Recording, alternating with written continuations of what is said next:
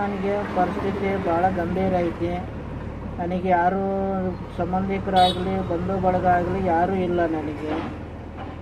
ನನ್ನಟಿಗೆ ನನಗೆ ಏನಾರು ಇವತ್ತು ಏನಾರು ಹೆಚ್ಚು ಕಮ್ಮಿ ಆಯ್ತು ಅಂದ್ರೂ ನನಗೆ ಏನಾರು ಆಗೈತೆ ಅಂತಂದು ದುಃಖ ತಿನ್ನೋರು ಇಲ್ಲ. ಇಂಥ ಜೀವನದಾಗ ನಾನು ಮುಂದುವರಿಸ್ತಾ ಇದ್ದೀನಿ. ಈಗ ಆಲ್ರೆಡಿ 50 ವರ್ಷ ಏಜ್ ಆಗಕ್ಕೆ ಬಂದಿದೆ. ನನಗೊಂದು ಮನೆ ಇಲ್ಲ, ಮಠ ಇಲ್ಲ. ಯಾವ್ದಾರ ಆಶ್ರಮಕ್ಕೆ ಸೇರ್ಕೊಳೋಣ ಅಂದ್ರೂ ನಿಮ್ಮ ಕೆಲಸ ನೀವು ವೈಯಕ್ತಿಕ ಕೆಲಸ ನೀವು ಮಾಡ್ಕೊಳಂಗಿದ್ರೆ ಬರ್ರಿ, ನಿಮ್ಮ ವೈಯಕ್ತಿಕ ಕೆಲಸಗಳು ನಾವು ಮಾಡೋದಿಲ್ಲ. ನೀವು ಸ್ನಾನ ಮಾಡೋದಾಗಲಿ, ಟಾಯ್ಲೆಟ್ಗೆ ಹೋಗೋದಾಗಲಿ, ನೀವೇ ನಿಮ್ಮ ಕೆಲಸ ಮಾಡ್ಕೊಳಂಗಿದ್ರೆ ಇವತ್ತೇ ಬರ್ರಿ. ಇಲ್ಲಿಂದ ದಾವಣಗೆರೆಯಿಂದ ಬೆಂಗಳೂರು ಆ ಕಡೆ ರಾಮನಗರಕ್ಕೆ ರೆಕಮೆಂಡೇಶನ್ ಆಗಿತ್ತು ನನಗೆ ಈಗ ಲಾಕ್ಡೌನ್ನಾಗೆ. ಆದರೂ ಅವ್ರು ಫೋನ್ನಾಗ ಕೆಲವು ವಿಚಾರಗಳು ಹೇಳಿದೆ, ಸರ್ ನನ್ನ ಪರಿಸ್ಥಿತಿ ಹಿಂಗೈತಿ, ನನಗೆ ಪ್ರತಿಯೊಂದಕ್ಕೂ ಒಬ್ಬರು ಸಹಾಯ ಬೇಕು, ಟಾಯ್ಲೆಟ್ಗೆ ಹೋದ್ರೂ ತೊಳೆಯೋಕ್ಕೆ ಸಮೇತನೂ ಸಹಾಯ ಬೇಕು ಅಂತಂದು ಓಪನ್ ಆಗಿ ಇರೋ ವಿಚಾರ ಹೇಳ್ಕೊಂಡೆ. ಹಂಗಂದಾಗ ಹೆಡ್ ಮಿಸ್ಟ್ರು ಇಲ್ಲಪ್ಪ ಇಲ್ಲ ರೀ, ನಿಮ್ಗೆ ಆ ಥರ ಸೌಕರ್ಯ ಇಲ್ಲ, ಮುಂದೆ ಏನಾರು ಆ ಥರ ಸೌಕರ್ಯ ಮಾಡೋರು ಇದ್ರೆ ಮಾತ್ರ ನಾವು ಕರ್ಕೊಂತೀವಿ, ಈ ಸದ್ಯಕ್ಕೆ ಬೇಡ ಅಂತಂದು. ಆವಾಗಿಂದ ಅವರಿವರು ಸಹಾಯದಿಂದ ಬಾಡಿಗೆ ಮನೆ ಮಾಡ್ಕೊಂಡು ಜೀವನ ಮಾಡ್ತಾಯಿದ್ದೀನಿ. ಅದು ಬಾಡಿಗೆ ಮನೆ ಅಂದರೆ ಶೀಟಿನ ಮನೆ, ತೆಗ್ಗೈತಿ. ಮಳೆ ಬಂದಾಗ ಮೊಣಕಾಲು ಮಟ್ಟ ನೀರು ನಿಂದಿರ್ತೈತಿ. 3,000 ರೂಪಾಯಿ ಬಾಡಿಗೆ.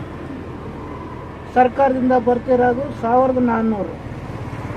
ಸಿದ್ದರಾಮಯ್ಯ ಸರ್ ಬರೋಕ್ಕಿಂತ ಮುಂಚಾಗಿಂದನೂ 1,400 ರೂಪಾಯಿ ಬರ್ತಿತ್ತು. ಸಿದ್ದರಾಮಯ್ಯ ಅವ್ರು ಬಂದಿದ್ದಾರೆ, 1 ರೂಪಾಯಿನೂ ಜಾಸ್ತಿ ಮಾಡಿಲ್ಲ.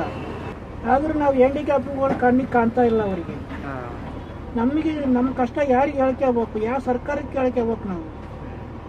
ನಮಗೆ ಸ್ವಲ್ಪ ಸಹಾಯ ಪೆನ್ಷನ್ ಸ್ವಲ್ಪ ಜಾಸ್ತಿ ಮಾಡಬೇಕು.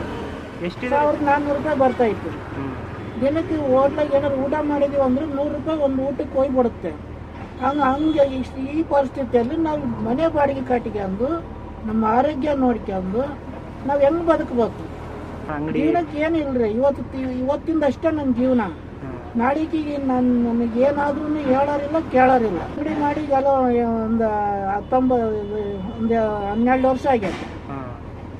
ಅವ್ರಿವ್ರು ಸಹಾಯ, ಒಬ್ರು ಐಟಮ್ ಶಾಪ್ ಕೊಡೋದು, ತಗೊಳ್ರಿ ನಿಮ್ಗೆ ಐಟಮ್ಸ್ ಮಾಲ್ ಹಾಕಿ ಕೇಳ್ರಿ ಅಂತಂದು ಕೆಲವ್ರದ್ದು ಕೈಲಾದಷ್ಟು ಹಣ ಸಹಾಯ ಮಾಡ್ತಿದ್ರು. ಅದು ಇದು ಇವರು ಸಹಾಯ, ಸರ್ಕಾರದಿಂದ ಬರ್ತಿರೋ ಪೆನ್ಷನ್ನು ಹೆಂಗೋ ಇಲ್ಲಿವರೆಗೂ ಜೀವನ ಚೆನ್ನಾಗಿ ಆಗಿತ್ತು. ಈಗ 3 ತಿಂಗಳಿಂದ ಪೆನ್ಷನ್ ಬಂದಿಲ್ಲ, ಮನೆ ಬಾಡಿಗೆ ಕಟ್ಟಿಲ್ಲ, ನಾವು ಬೀದಿ ಪಾಲು ಆಗೋ ಮೂಮೆಂಟಿಗೆ ಬಂದಿದ್ದೀವಿ. ಅಂಗಡಿಯಿಂದ ನಮಗೆ ಏನು ಜೀವನ ಆಗಲ್ಲ. ದಿನಕ್ಕೊಂದು 50 ರೂಪಾಯಿ ದುಡಿತೀನಿ, 50 ರೂಪಾಯಿ ಊಟಕ್ಕೆ ಹೋಗತ್ತೀನಿ. ನಮಗೆ ಉಳಿತಾಯ ಅನ್ನಲ್ಲ. ಇವತ್ತಿಂದ ಏನೈತಿ, ಇವತ್ತು ಊಟ ಬೇಕಾ, ಏನಾರು ಹಣ್ಣು ತಿನ್ಬೇಕಾ, ಇವತ್ತಿಂದ ಅಷ್ಟೇ ಫ್ಯೂಚರ್. ನಾಳೆಗೆ ಏನಾಗತ್ತೋ ಗೊತ್ತಿಲ್ಲ, ನಾಳೆ ಉಣ್ತೀವೋ ಇಲ್ಲ ಗೊತ್ತಿಲ್ಲ. ಈ ಥರ ನಮ್ಮ ಜೀವನ ಭಾಳ ಕಷ್ಟದಲ್ಲಿದ್ದೀವಿ. ಇಷ್ಟ ಮಟ್ಟ ನೋಡಿದ್ದೀರಲ್ಲ ವೀಲ್ ಚೇರು, ಇದು ಯಾರು ದಾನಿಗಳು ಕೊಡಿಸಿರೋದು ಯಾವಾಗ 2021ರಲ್ಲಿ. ಇದೆಲ್ಲ ಫುಲ್ ಹಾಳಾಗಿದೆ. ಈಗ ನನಗೆ ಇದೇ ಥರ ವೀಲ್ ಚೇರು ಇನ್ನೊಂದು ಬೇಕು. ಇದರಿಂದನೇ ನಾನು ಇವತ್ತು ಜೀವಂತವಾಗಿರೋದು ಇದೇ ವೀಲ್ ಚೇರಿಂದನೇ. ಫೋಲ್ಡಿಂಗ್ ವೀಲ್ ಚೇರ್ ಅವು ಇವು ಏನೇನೋ ಕೊಡ್ತೀವಿ ಅಂತದಾರೆ. ಫೋಲ್ಡಿಂಗ್ ವೀಲ್ ಚೇರು ಅವೆಲ್ಲ ಬೇಡ ನಮಗೆ, ಎಲೆಕ್ಟ್ರಿಕ್ ವೀಲ್ ಚೇರೇ ಬೇಕು. ಒಂದ್ಸಲಿ ಲಾಕ್ಡೌನ್ನಾಗೆ ವಾಟ್ಸಪ್ಗೆಲ್ಲ ಪರಿಸ್ಥಿತಿ ವಿಡಿಯೋ ಮಾಡಿ ಬಿಟ್ಟಿದ್ವಿ.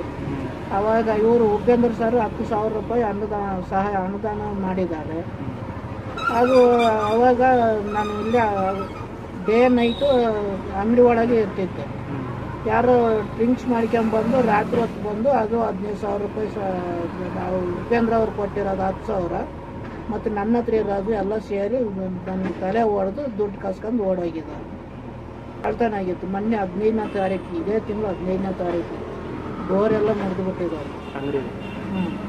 5,000 ರೂಪಾಯಿ ಮಾಲ್ ಹಾಕಿ ಬೀಗ ಹಾಕ್ಕೊಂಡು ಮನೆಗೆ ಹೋಗಿದ್ದೆ. ಬೆಳಗ್ಗೆ ಬಂದು ನೋಡೋಷ್ಟೊತ್ತಿಗೆ ಏನೇನೂ ಇಲ್ಲ. ಕಂಪ್ಲೇಂಟ್ ಕೊಟ್ಟಿದ್ದೀವಿ, ವಿದ್ಯಾನಗರ ಸ್ಟೇಷನ್ಗೆ ಹೋಗಿ ಕಂಪ್ಲೇಂಟ್ ಕೊಟ್ಟಿದ್ದೀವಿ. ಆದರೂ ಅವ್ರು ಏನು ಕ್ರಮ ತಗೊತಾ ಇಲ್ಲ. ಈಗ ನನಗೆ ಅಂಗಡಿ ಬಂಡವಾಳಕ್ಕೂ ನನಗೆ ಏನು ಇಲ್ಲ ಕೈಯಾಗೀಗ. 1 ರೂಪಾಯಿಗೂ ಗತಿ ಇಲ್ದಂಗೆ ಜೀವನ ಮಾಡ್ತಾ ಇದ್ದೀನಿ. ಸರ್ಕಾರಕ್ಕೆ ಇದನ್ನು ತಲುಪಿಸ್ರಿ. ಇದನ್ನು 6 ವರ್ಷದಿಂದ ನೋಡ್ಕೊತಾ ಇದ್ದೀನಿ ಸರ್. ಇಲ್ಲಿ 6 ವರ್ಷ ಆಯ್ತು ನಾನು ಬಂದು. ಮೊದಲು ಚಳ್ಳಕೆರೆಯಲ್ಲಿ ತೊಳಕಲ್ಲಿ ಚಳ್ಳಕೆರೆ ಹತ್ರ ನಮ್ಮೂರು ಅಲ್ಲೇ ಸರ್ ಇರೋದು. ಇಲ್ಲಿ BIT ಕಾಲೇಜಾಗೆ ವರ್ಕ್ ಮಾಡ್ತಾ ಇದ್ದೀನಿ ಸರ್, ವಾಚ್ಮೆನ್ ಕೆಲಸ ಮಾಡ್ತಾ ಇದ್ದೀನಿ ಸರ್. ಇವ್ರು ನೋಡ್ಲಾಸ ಕಷ್ಟ ನೋಡ್ಲಾಸಿಂದನೇ ನಾನೇ ಸ್ನಾನ ಮಾಡಿಸೋದು ಇದು ಮಾಡಿಸ್ತಾ ಇದ್ದೀನಿ ಸರ್. ಯಾರು ಏನು ಹೆಲ್ಪ್ ಮಾಡ್ತಿಲ್ಲ ಸರ್, ನಾನೇ ಮಾಡ್ತಾ ಇದ್ದೀನಿ ಹೆಲ್ಪ್. ಭಾರಿ ಕಷ್ಟ ಸರ್, ಮಾಡ್ತಕ್ಕ ಸ್ನಾನ ಮಾಡೋಕ್ಕೂ ಆಗಲ್ಲ, ಏನಾಗಲ್ಲ, ಎಲ್ಲ ನಾನೇ ಸ್ನಾನ ಮಾಡ್ಸೋದು ಸರ್. ಭಾರಿ ತುಂಬ ಕಷ್ಟ ಐತೆ. ಆ ವೀಲ್ ಚೇರು ಹಾಳಾಗೋಗುತ್ತೆ ಸರ್. ಪಾಪ ಅವ್ರಿಗೆ ಏನನ್ನ ಸರ್, ಯಾರನ್ನ ಹೆಲ್ಪ್ ಮಾಡಿದ್ರು ವೀಲ್ ಚೇರಿಗೆ ಹೆಲ್ಪ್ ಮಾಡಿದ್ರು ಸಾಕು ಸರ್. ಇದು ದುಡಿಮೆನೂ ಇಲ್ಲ ಏನಿಲ್ಲ ಸರ್, ಇದೇನೆ ಹಂಗಿದೆ ಅಷ್ಟೇ ಸರ್. 12 ವರ್ಷ ಆಯ್ತು.